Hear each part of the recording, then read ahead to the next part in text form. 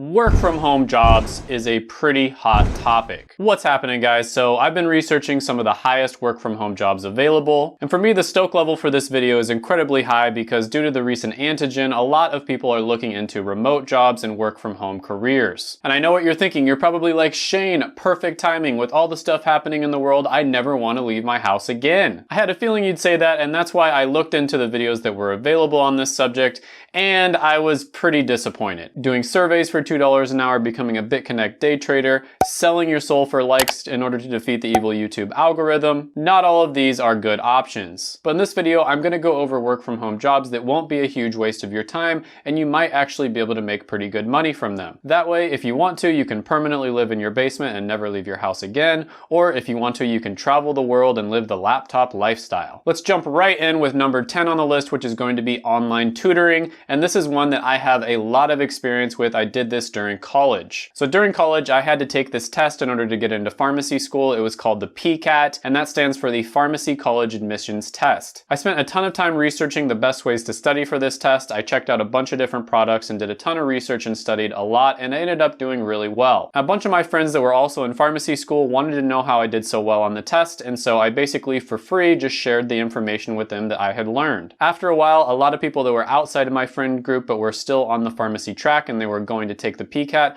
also wanted to know how I did so well on the test. So I started charging for my time, and eventually I ended up charging over $100 an hour to tell the people the right resources to use as well as the right way to study for the test. So this was a win-win situation for both parties involved because it took me hundreds of hours to figure out the best resources and how to spend time on studying for the test, and I was able to save them both the time and the money in figuring out what to study and also spending their money on a bunch of products that they didn't really need. Now there's a ton of other different examples of tests that you could tutor people on. You've got the SAT and the ACT that you take right before you graduate high school, for instance. The key here is to have specialized skills or specialized knowledge that other people want to learn from. Making cheesy references to different memes and pop culture, yeah, that's basically my only skill. But it's not just tests. You can tutor people on all kinds of different subjects. For instance, if you know English, which you probably do if you're watching this video, you can tutor people who not only want to learn English, but they want to learn the American vernacular. A lot of people want to learn this because of the fact that business is becoming so international and people want to be able to communicate with Americans. Now there's many websites out there such as QKids or Cambly that you can get started with this sort of thing on. If you're really good at something that a lot of people aren't very good at, like say math for instance, that's another one that you can tutor people on. And of course all of this can be done over Skype or Zoom very easily. Number 9 on the list is going to be a support specialist, and this is going to be someone who is either a customer support specialist, answer the phone, or maybe you're even doing phone sales. Okay, so you're probably thinking that you don't want to do a job like this. Nobody grows up thinking that they want to be a customer support specialist when they grow up. But the reason that I included this one on the list is because this is one of the easier ones to actually get a job in. It's also extremely flexible and you can do it just about anywhere that you are. A good example of this is kind of this weird channel that I followed for a couple years now where this girl basically just lives out of her Toyota Yaris. She just drives all around the country in her little Toyota Yaris and she like sleeps in it and she just lives out of it. And she did one video where she talks about what she does for a living, and she was a customer support specialist. She just wakes up in the morning in her car and she just starts answering phone calls and answering emails right away. Now obviously most of my viewers are not going to want to live a lifestyle like she does. It's kind of weird, but this just goes to show you how flexible this type of job can be. Now you might be thinking that these types of jobs have all been outsourced to other countries, and a lot of them have, but that's not entirely true. Many companies want Americans to do the customer support because that does end up increasing the overall customer satisfaction. Now for number 8, the next one on the list, imagine that you're at a party, you're having a good time, someone walks up to you and they ask you what you do for a living and you reply, I'm a qualitative data search engine evaluator. Number 8 on the list is going to be a search engine evaluator. So there's a ton of different apps that do this. They generally pay between $12 and $15 an hour, and I'll just read a few of them off to you. There's Lionbridge, Appen, iSoftstone, Zero Chaos, and there's a couple more. And you're probably asking yourself, what the heck does a search engine evaluator do? So search engines like Google and YouTube have a bunch of different algorithms that they use to make sure that whatever you're searching for, that type of content is going to be relative, high quality, and of course, useful. Now, they do a relatively good job of this automatically, but there are some types of content out there that they have to have actual people review. If they don't do this, there's always going to be some errors because as smart as AI is getting, it's still not going to understand the nuances of pop culture, for instance. So this is where the search engine evaluator comes in. Let's say that someone is interested in seeing if Beyonce is pregnant.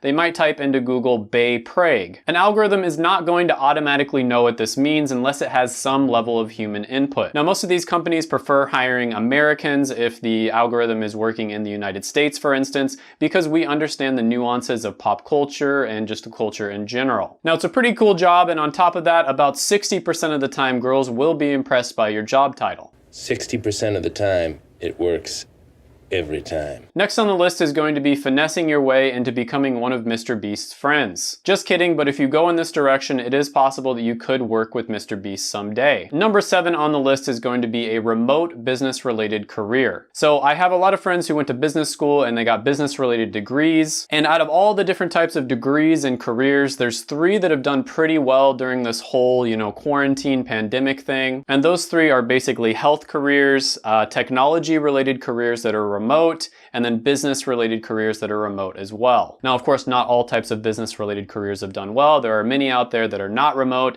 and some of those people unfortunately got laid off. But overall, the ones that have done well during this pandemic are people that were able to do their job remotely. And you'd be surprised how many of them are actually like this. I have a friend who works in the finance industry, for instance, and she has a 9-to-5 really good job. And when all this happened, she was really scared, but it turns out that her job was able to be done remotely, and she is basically just chilling at her parents' house, and she's working a normal 9-to-5 schedule like nothing happened. Her career didn't skip a beat at all, and she was surprised at the fact that she could do pretty much everything that she was doing before, but all of it remotely. Now, it's hard to say how much you're gonna get paid doing this. There's so many different careers out there, but I can give you one example. Product managers, for instance, are responsible for the planning as well as the execution of the life cycle of a product. They make around $135,000 a year. There's 286,000 jobs available, and it's growing at 8%, which is much faster than average. Now, I do have to say that remote jobs generally will get paid a little bit less than their non-remote counterparts, but oftentimes it's not as much as you might think. Number 6 is going to be the online version of your current job. Now, on that same vein of,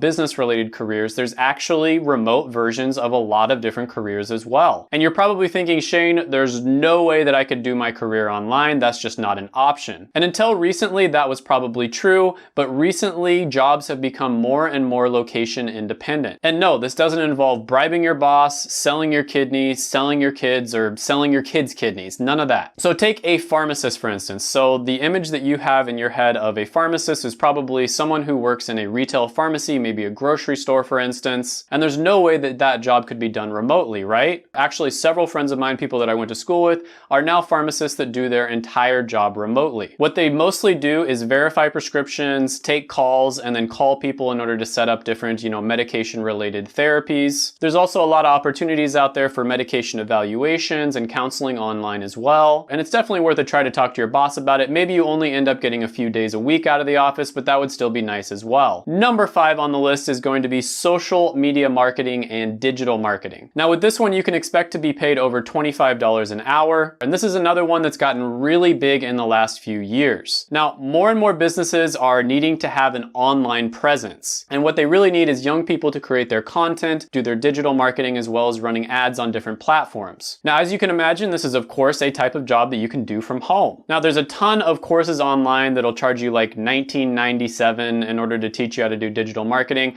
I really don't recommend that you have to take up any of those courses. You can check out some free stuff here on YouTube, or you can maybe do a Skillshare course if you want something that's a little bit more packed in. And after doing that, after trying it on your own for a little bit, if it's something that you really enjoy doing, then maybe you can purchase a more expensive course. Now, many of these courses will try to teach you to do contracting, basically, where you charge the company maybe $5,000 a month in order to do their digital ads. But it's really difficult to get these types of contracts, especially when you don't know what you're doing already. So what I actually recommend is trying to become an employee for different companies and doing digital marketing as an employee. And then after that, you can try to do some freelancing on the side if you want to. Speaking of freelancing, number 4 on the list is going to be freelance work. Another great option is to do freelance freelance work on sites like Upwork. Now, this is by its nature an online job, and there's a lot of really good opportunities out there. Now, I recommend if you get into this one that you choose something that pays really well. So for instance, if you're a programmer, consider learning SQR, which makes around $170 an hour. If you're a marketer, consider learning about lead magnets, which makes around $150 an hour. If you like to make videos, consider learning about video processing, which makes over $100 an hour. Or maybe if you're a photographer, you can try to go into food photography, which makes over $95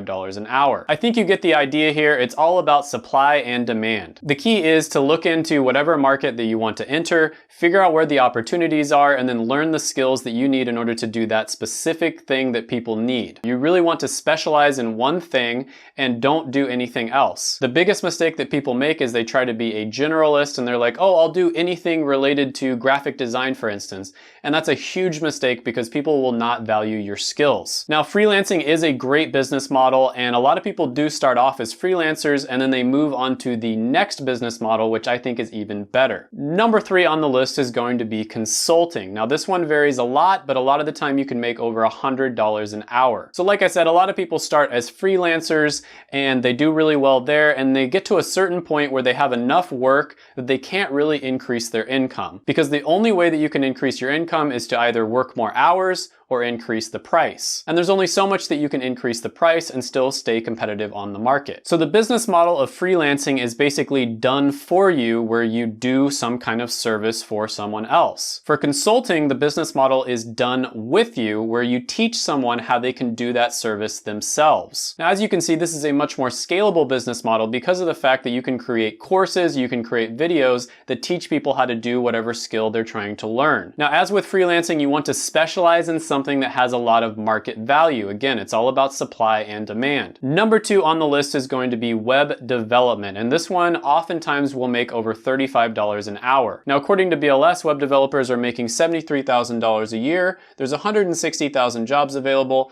and it's growing at 13%, which is much faster than average. Now, this is a type of job where you can get paid pretty well and you don't actually have to have a degree in order to get your foot in the door. Now, there's a ton of different types of web development out there, so again, you want to specialize in something that has a lot of demand. And a lot of people start off as web developers and then they move on to the next one on the list, which is going to be software engineers. Now, software engineers oftentimes can make over $50 an hour very easily. And I made a video where I argued that it's a good idea to get a computer science degree, and I kind of went over all of my logic in that video. CS graduates tend to make more money and they tend to rise to higher positions within a company. And software developers make $105,000 a year on average, and that's with 1.3 million jobs available, and it's growing at a ridiculous 21%. However, the truth is that there's so much demand for these types of skills out there that there's no way that the computer science graduates could meet all of that demand. And because of that, many people are able to break into this industry with a different degree, like maybe a math degree or a physics degree,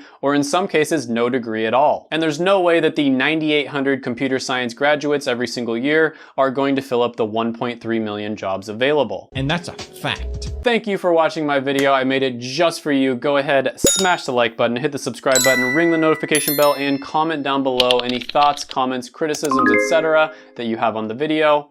Thank you so much for watching.